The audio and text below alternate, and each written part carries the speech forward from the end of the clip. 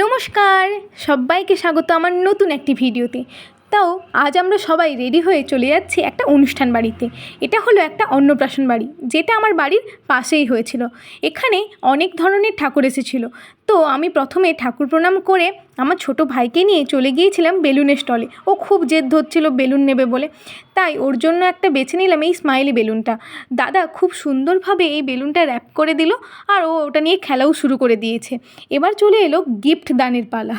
তো আমার বাবা আর কাকু মিলে ছোট্ট স্নেহাদৃতকে গিফট দিয়ে চলে গেলাম খাওয়ার টেবিলে। তো খাবারে ছিল এলাহি আয়োজন। প্রথমেই চলে এলো স্যালাড, কাসুন্দি আর গরম গরম বেগুনি, যেটা জাস্ট অসাধারণ খেতে ছিল। তারপর চলে এলো ফ্রাইড রাইস আর চিলি পনির।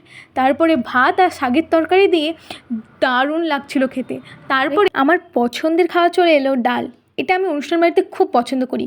ডাল, লেবু আর আলুর চিপস, দারুণ খেতে। তারপর আমার সবথেকে ফেভারিট চিংড়ি আলু পোস্ত, আর মাছটা জাস্ট এত ফ্রেশ ছিল না, কি বলবো, দারুণ খেতে ছিল। তারপর চাটনি, পায়েস, মিষ্টি খেয়ে আমার খাওয়াটা কমপ্লিট হয়ে গেল।